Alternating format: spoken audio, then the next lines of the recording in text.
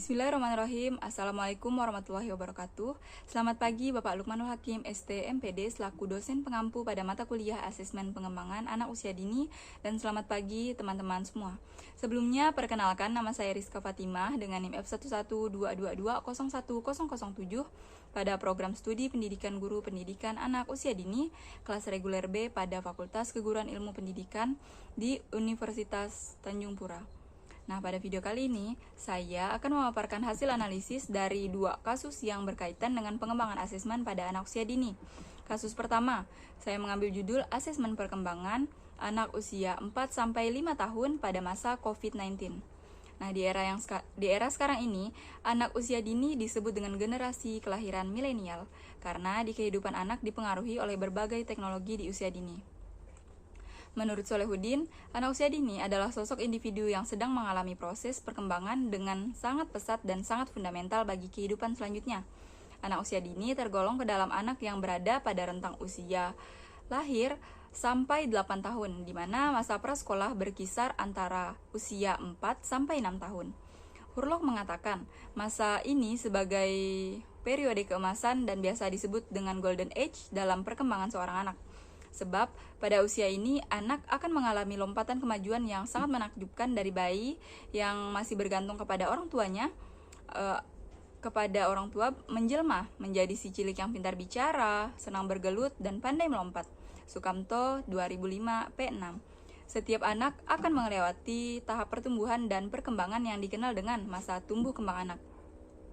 Pertumbuhan atau growth dan perkembangan atau development anak usia dini memiliki pengertian yang berbeda, akan tetapi juga memiliki kesinambungan makna dalam membangun karakter dan pendidikan anak usia dini. Asesmen diperlukan sebagai deteksi dini dalam proses pembelajaran yang mana merupakan langkah awal intervensi serta upaya untuk tumbuh kembang anak. Dengan adanya asesmen perkembangan anak dalam proses pembelajaran, maka dapat terlihat tahapan perkembangan yang telah dilewati anak, yakni bersifat progresif atau tidak. Dengan terbitnya Undang-Undang Nomor 20 Tahun 2003 tentang Sistem Pendidikan Nasional atau Sisdiknas, keberadaan pendidikan anak usia dini diakui secara sah. Hal tersebut terkandung dalam bagian 7 pasal 28 ayat 1 sampai 6, di mana pendidikan anak usia dini diarahkan pada pendidikan prasekolah, yaitu usia 0 sampai 6 tahun. Menurut Undang-Undang Nomor 20 Tahun 2003 tentang Sistem Pendidikan Nasional, menyatakan bahwasanya pendidikan anak usia dini adalah suatu upaya pembinaan yang ditujukan kepada anak sejak lahir sampai dengan 6 tahun, yang dilakukan melalui pemberian rangsangan pendidikan untuk membantu pertumbuhan dan perkembangan jasmani dan rohani agar anak memiliki kesiapan dalam memasuki pendidikan lebih lanjut. Zulfa tahun 2014. Proses pembelajaran pada masa pandemi COVID-19 ialah dengan diterapkannya pembelajaran daring.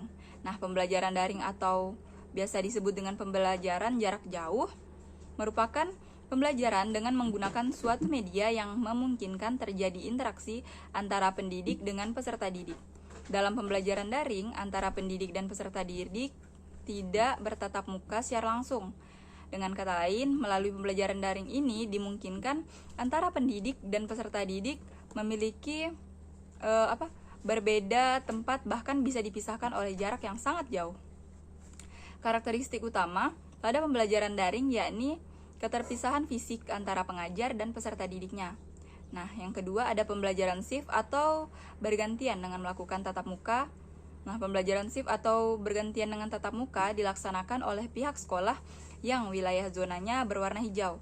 Dalam proses pembelajaran yang dilakukan dengan protokol kesehatan yang ketat dan tentunya mendapat perizinan dari orang tua atau wali murid terhadap keikutsertaan putra-putrinya dalam pembelajaran shift atau bergantian dengan tatap muka di sekolah. Penerapan pembelajaran shift atau bergantian dengan tatap muka contohnya dalam satu kelas misalnya memiliki 15 anak murid. Nah, setiap pertemuan dalam melaksanakan pembelajaran dilaksanakan dengan 5 orang murid dalam sehari, dan ini dilakukan secara bergantian. Nah, karena asesmen harus dilaksanakan secara kontinu atau berkelanjutan serta diarahkan untuk proses dan hasil, maka dilakukanlah teknik penilaian sebagai berikut. Yang pertama, observasi. Nah, observasi ini dilakukan sejak anak tiba di sekolah. Yang kedua, adanya guru menyiapkan catatan anekdot. Nah, catatan ini bisa mencatat kejadian-kejadian istimewa. Selanjutnya, yang ketiga, percakapan atau kita nih mencari informasi pada anak didik.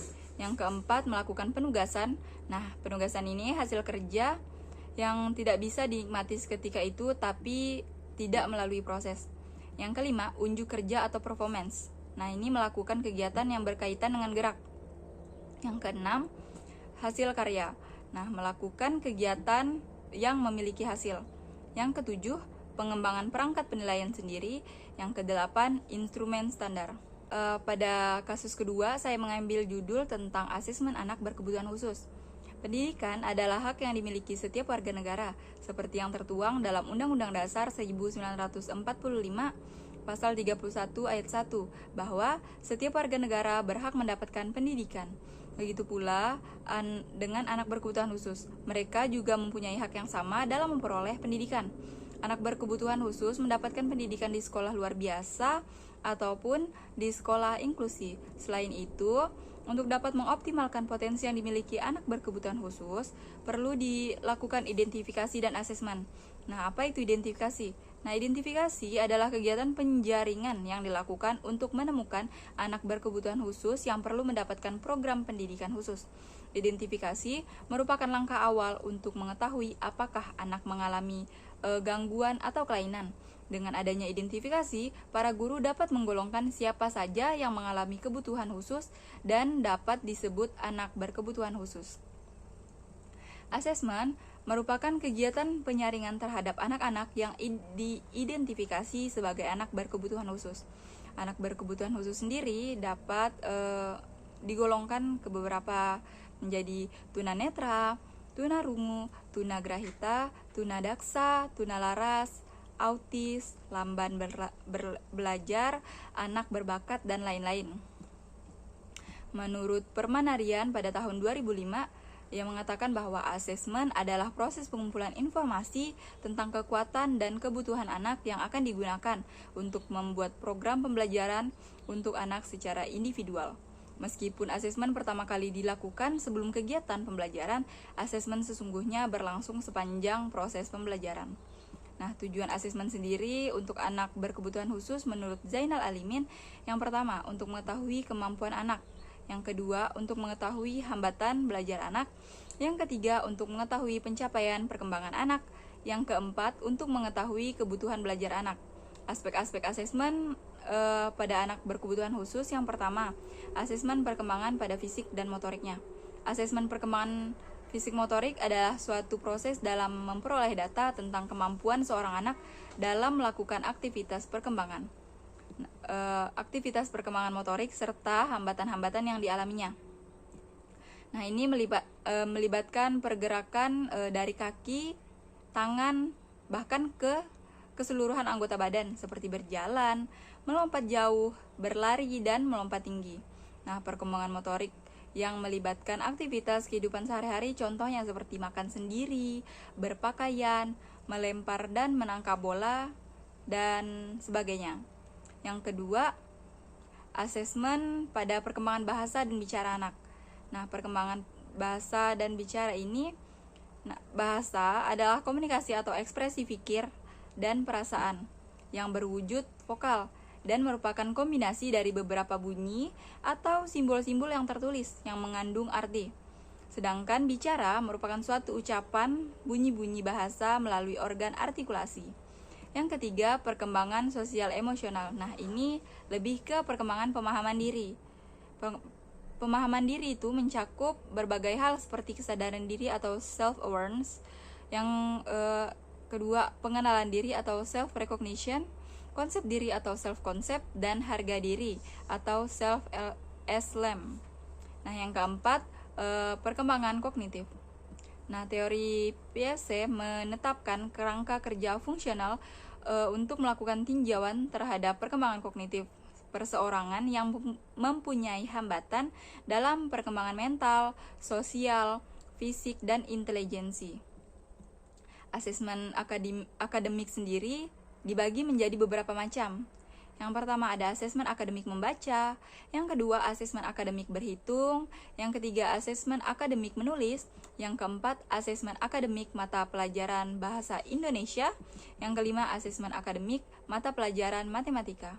Nah, yang kelima asesmen perkembangan sensori dan persepsi. Sensori sendiri ialah kemampuan otak dalam memproses informasi. Sistem sensori dan sensori atau rasa memiliki dua jenis, yaitu rasa kulit dan rasa dalam. Rasa kulit yaitu rasa nyeri, rasa raba, rasa panas, dan rasa dingin. Persepsi sendiri merupakan hasil pengolahan sensasi dalam otak, interpretasi seseorang atas sensasi yang diterima oleh panca indera.